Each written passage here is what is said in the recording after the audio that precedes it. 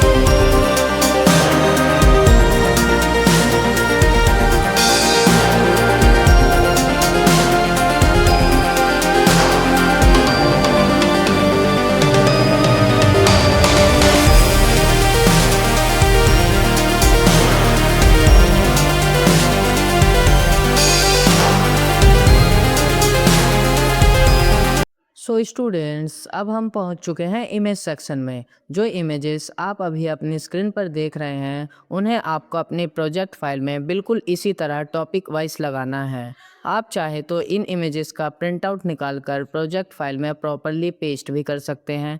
अगर student video में कोई सी भी इमेज थोड़ी सी ब्लर हो गई हो या टेक्स्ट क्लियर नहीं दिख रहा हो तो आप मेरा टेलीग्राम चैनल ज्वाइन कर सकते हैं। लिंक आपको डिस्क्रिप्शन बॉक्स में मिल जाएगा, जहां पर मैं आपको हर प्रोजेक्ट फाइल के डायग्राम्स और इमेजेस बिल्कुल क्लियर क्वालिटी के साथ ही कंप्लीट प्रोजेक्ट फाइल की पीडीएफ और वाइवा के इम्पोर्टेंट क्वेश्चन भी प्रोवाइड कर देता हूं।